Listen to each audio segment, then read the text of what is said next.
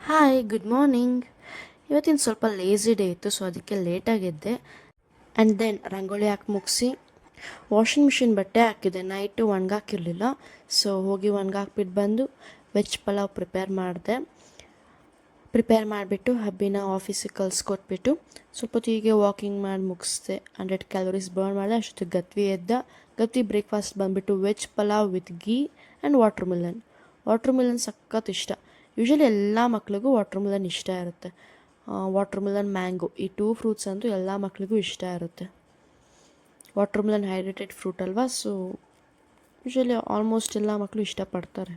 ಇವಾಗ seasonal fruit ಅಲ್ಲ ಅದು. ಅವ್ನಿಗೆ ಇಷ್ಟ ಆಗಿದೆ ಐಟಮ್ ಅಂದರೆ ಅವನೇ ತೊಗೊಂಡು ತಿಂತಾನೆ.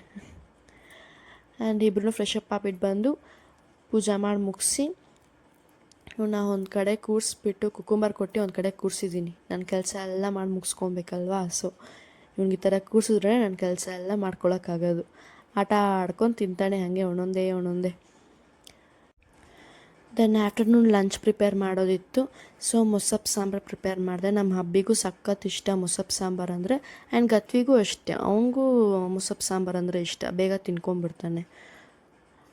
ಸೊ ಪ್ರಿಪೇರ್ ಮಾಡಿ ಲಂಚ್ನ ಹಬ್ಬಿ ಬಂದು ಲಂಚ್ ಮಾಡಿ ಮುಗಿಸಿ ನಮ್ಮನ್ನ ಬಸ್ ಸ್ಟಾಪಿಗೆ ಡ್ರಾಪ್ ಮಾಡಿಬಿಟ್ಟು ಅವ್ರ ಆಫೀಸಿಗೆ ಹೋದರು. ಅಮ್ಮ ಮನೆಗೆ ಹೋಗೋಣ ಅಂತ ಬೇಜಾರಾಗ್ತಿತ್ತಲ್ಲ, ಬೋರಿಂಗ್.